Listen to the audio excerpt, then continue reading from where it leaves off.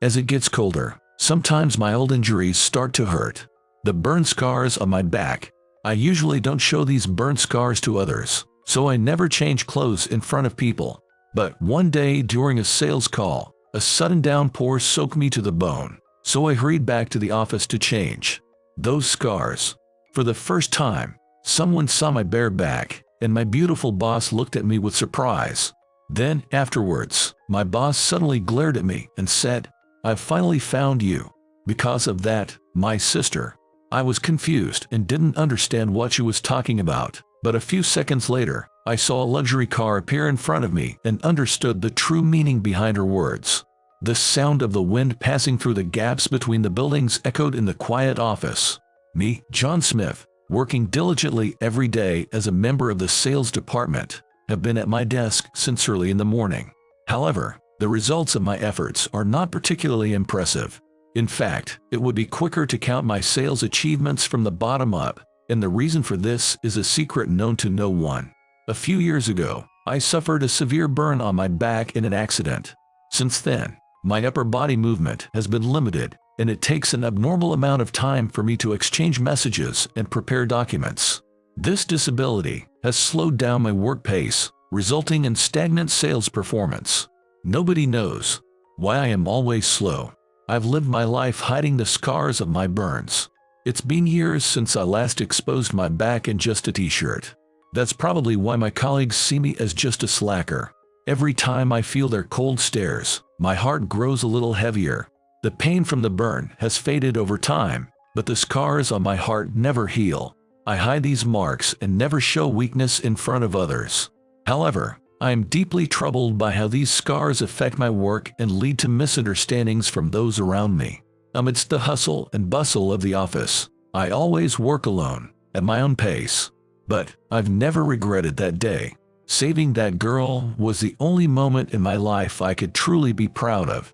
However, this hidden past would eventually bring a new turning point in my life.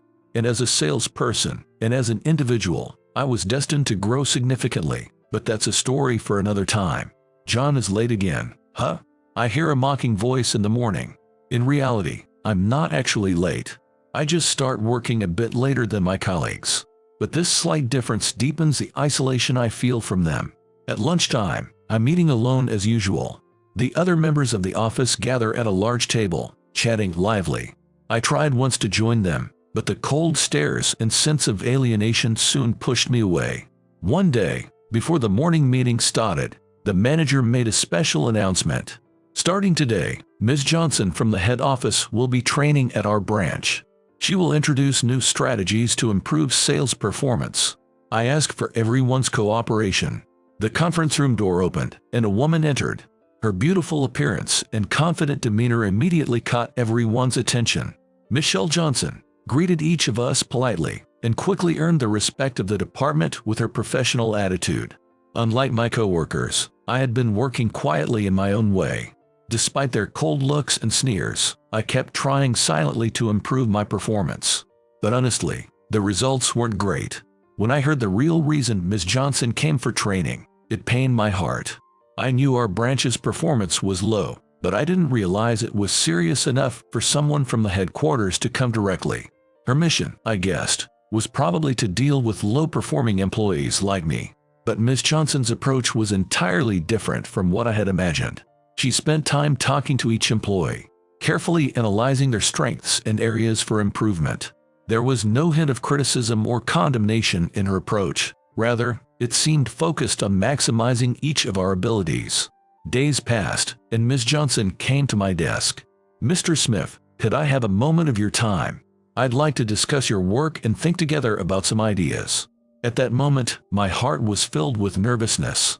However, her eyes were warm, and I felt that she was not an enemy trying to fix me, but an ally. Our conversation was unlike anything I had experienced before. She didn't directly touch on my disability, but she gave me concrete advice on overcoming the obstacles I faced at work. She also suggested new sales strategies that played to my strengths. Ms. Johnson grew up under the high expectations of a major corporation's president. The pressure from the president was immense, always demanding the best results. Michelle achieved remarkable success at the headquarters at a young age, meeting those expectations. But for her, work was not just about chasing results, it was also a means to prove her own value. The true reason Ms. Johnson was sent to our branch, while officially for improving our sales performance, was also to present her with a challenge. The president wanted her to demonstrate her strength in a tough environment and to develop true leadership. I was determined to try out the new sales strategy. My sales methods had clearly not been effective in yielding results. After receiving guidance from Ms. Johnson, I realized I needed to fundamentally rethink my approach. The first thing I tried was an approach that made full use of digital marketing. I focused on email marketing to clients and started creating customized presentations. However, this method didn't bring the expected results. The response was lukewarm, and many clients overlooked it. This failure was a big blow to me, but it was a learning process, and I didn't give up. Later, I completely changed my strategy and focused on a more human approach. I deepened my relationships with each client, striving to truly understand their needs. One rainy day, I personally delivered a product to solve an urgent problem a client was facing. This action earned me the client's trust and significantly increased our transactions. This success became a great confidence booster for me. I became even more convinced that I could overcome obstacles and build strong relationships with clients. This experience also prompted me to try a similar approach with other clients. I realized the value of building long-term relationships by supporting each client's business. This new sales strategy gradually gained recognition within the branch, and I received positive feedback from Ms. Johnson. Our collaborative relationship strengthened, and the overall atmosphere of the branch became brighter. Since Ms. Johnson's arrival, something had started to change in me. This change began to influence the attitudes of my colleagues as well. When the new sales strategy I proposed achieved significant results, I felt recognized by my colleagues for the first time. That afternoon, one of my coworkers approached my desk and spoke to me. "Smith, I'm counting on you for the next project." That simple sentence helped alleviate the sense of isolation I had felt for so long. After that, I became more proactive in communicating with my colleagues. I was clumsy at first, but gradually, I managed to close the distance between us. Especially after receiving support from Ms. Johnson, it seemed my colleagues were beginning to notice my changes.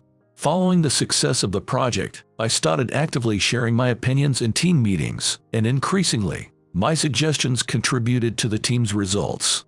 Then one day, a colleague who had previously been cold to me said, "Smith, we want you to lead the next project.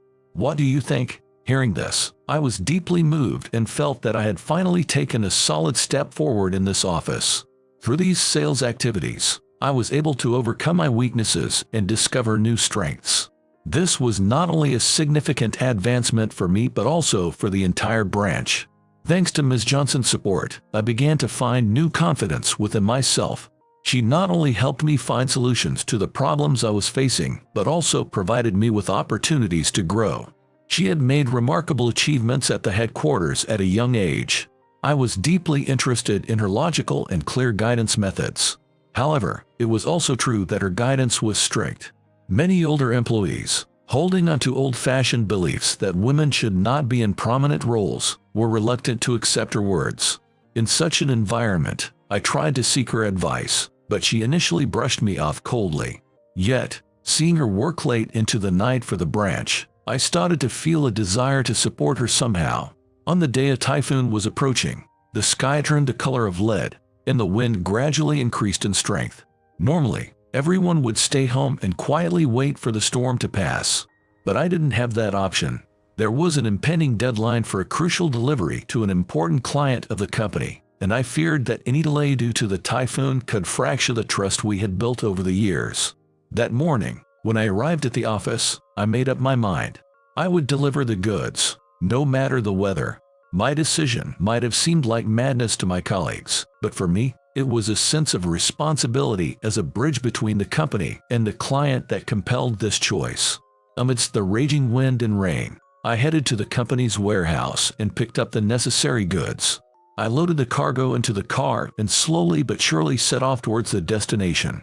The city was almost entirely shut down due to the typhoon's impact, and the streets were eerily quiet like a ghost town. The wind occasionally shook the car, and the rain nearly blinded my view. However, it was my sense of duty that kept me moving forward. When I finished the delivery, I was completely drenched, but I received words of deep gratitude from the client. In that moment, I felt as if all my hardships had been rewarded. Yet, on my way back, I was unaware of what was to come. This action would lead to an unexpected reunion, linking memories of the past with the present. Returning to the company, soaking wet, I was heading towards the locker room when I crossed paths with Ms. Johnson in the corridor. My encounter with her was as unpredictable as a typhoon, yet it felt like fate. When she asked me why I was wet, I felt like I was becoming something more than just a salesperson. However, her reaction would take a direction I had never anticipated. This series of events was signaling the beginning of a new chapter in my life. The typhoon brought not just severe weather, but the start of a new story connecting my past and future. "Mr. Smith, are you okay? Why are you so wet?" There was worry in her voice. I briefly explained the situation. I delivered the goods myself because of the typhoon delay. I didn't want to inconvenience our client. She seemed momentarily lost for words, then spoke as if making a decision. "That's really commendable of you. But why go to such lengths?" At that moment, as I took off my jacket, the scar on my back was exposed. Her expression changed dramatically. "I've finally found you. Because of you, my sister." I was frozen in place. Unable to comprehend the meaning of her words, I asked, "What do you mean?" But she didn't answer immediately. Instead, she told me to change and meet her at the entrance, then quickly left the spot. As I changed in the locker room, I pondered her words. My sister. Those words awakened a distant memory. The girls I saved from that fire.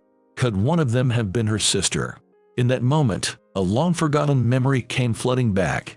I was raised in a single-parent home, having lost my father in a traffic accident. His death had a profound impact on me, and I vowed to become a strong man who could protect others. The desire to be strong and protective like my father became my emotional anchor. Then there was that day of the fire. The blaze in an old warehouse on the outskirts of town became an unforgettable memory for me. Rescuing neighborhood children from the fire, I sustained severe burns due to my brave actions, drastically altering the course of my life. I remember saving a crying girl outside her house and her sister, who was trapped inside.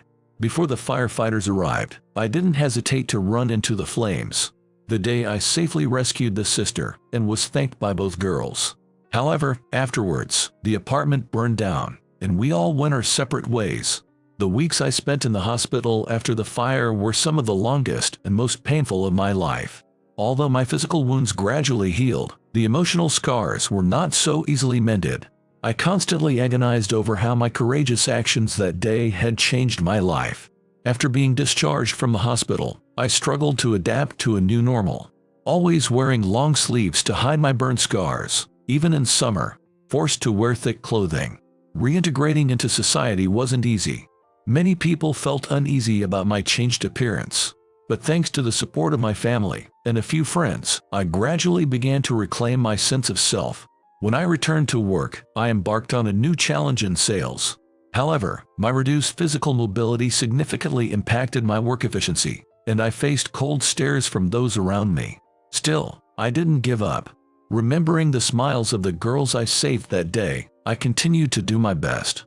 The day Ms. Johnson arrived at our branch, I felt a sense of nostalgia in her presence. Her efforts and dedication gradually moved me.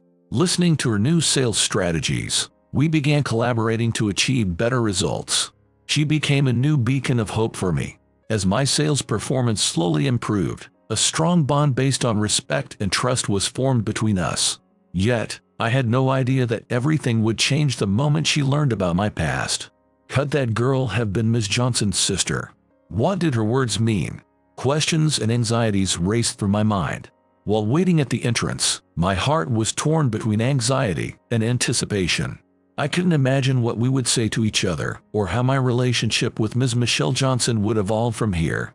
Eventually, a black luxury car slowly pulled up in front of me, cutting through the quiet streets. When the door opened, it was Michelle who emerged.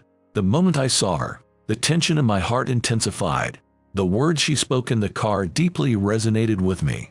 Tears were brimming in her eyes. I'm sorry for saying such things out of the blue. I just realized that you were the person who saved my sister. I can't believe that the hero she always talked about was you. Her words cleared the confusion in my heart. It wasn't anger, but gratitude she expressed. She took a deep breath before continuing to speak.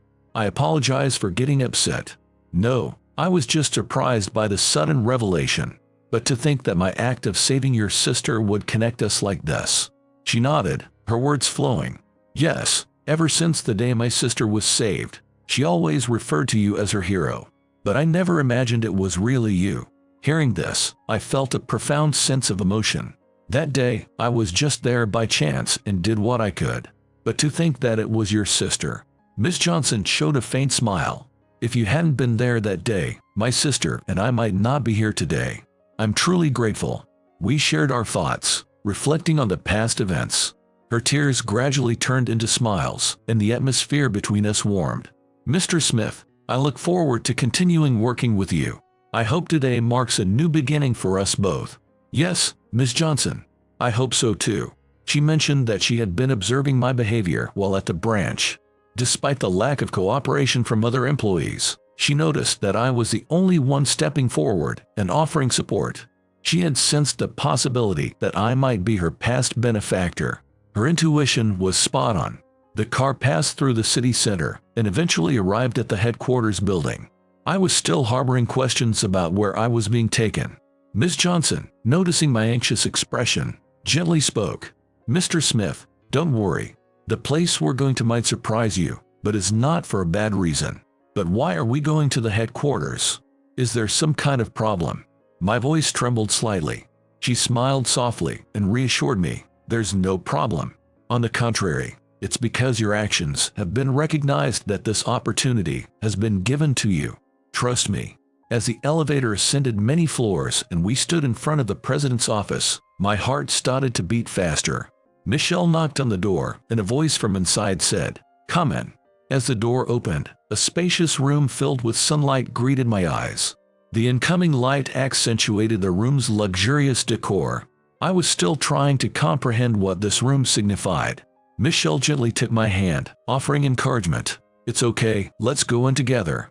The warmth of her hand slightly eased my anxiety. We slowly proceeded into the room. Being led to the president's office was something I had never imagined. Still feeling somewhat bewildered about what this situation meant, I started to feel a sense of reassurance being next to Michelle. This chance reunion was leading to a new development, and I believed that whatever it was, I could face it with Michelle by my side. In the center of the room, behind a large and imposing desk, were President Johnson and his secretary. I learned was Michelle's father is the president, and her sister is his secretary. I was greeted with deep gratitude from both, realizing that my actions had set significant events in motion. Mr. Johnson appeared stern at first glance, but his eyes held a kindness in them. "Please, have a seat, Mr. Smith." Mr. Johnson welcomed me warmly, his words filled with calmness and compassion. I sat down, tense but attentive, waiting for what he had to say. "Mr. Smith, your work at the branch has been highly regarded here at the headquarters.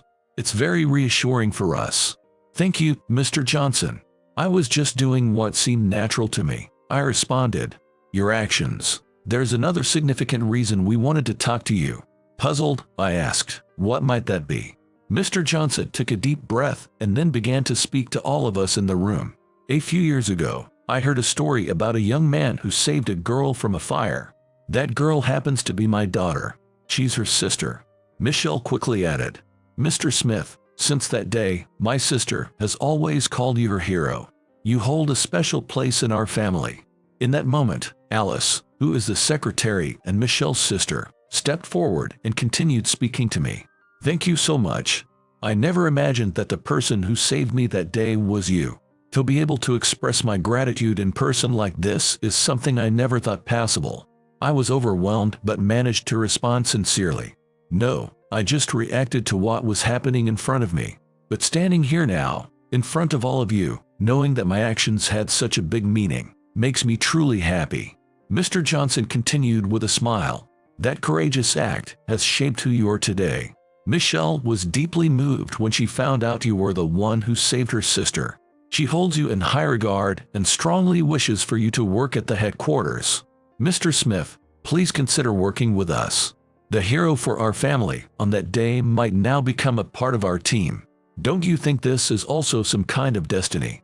All of us in the room felt the connection between the past events and the present, realizing we were ready to take a new step towards the future. My heroic act from the past was leading to a new opportunity in the present.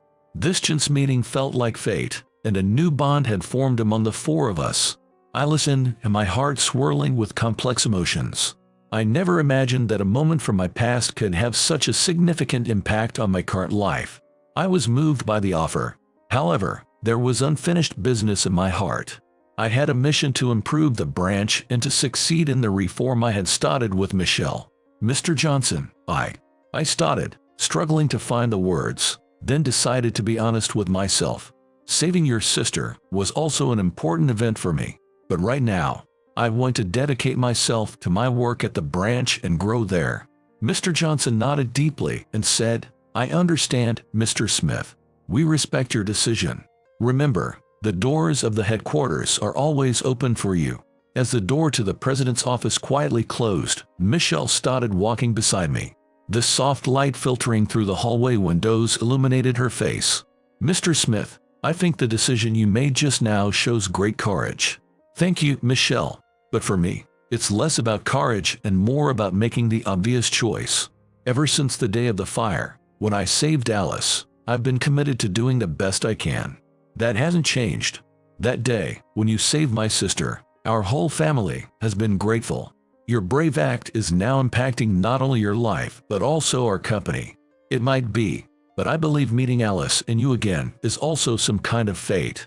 I want to cherish this connection and work together to improve the branch and our future. I feel the same way. Your dedication at the branch and our collaboration will surely lead to a wonderful future.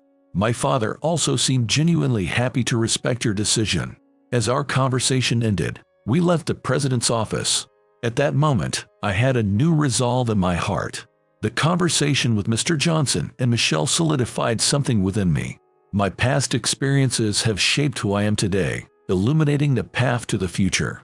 Committed to continue working at the branch, dedicating myself to leading it and my colleagues towards a better future.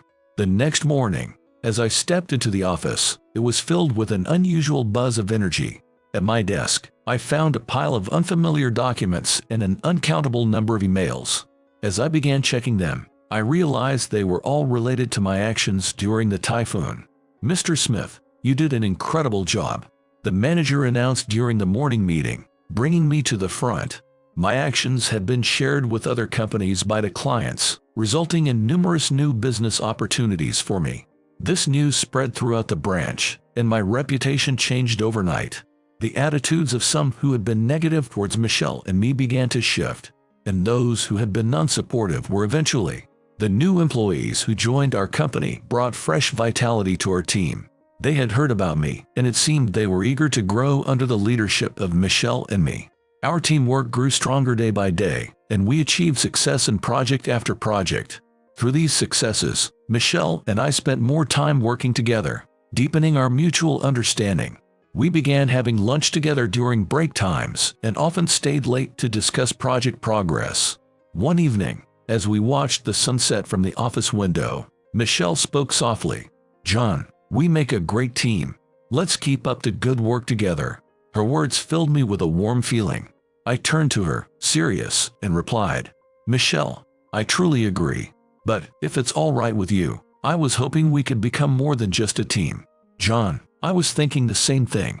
I'm really happy to hear you say that." We looked into each other's eyes, acknowledging that the time we had spent together was more than just that of colleagues. The soft light of the sunset seemed to bless the beginning of our new relationship.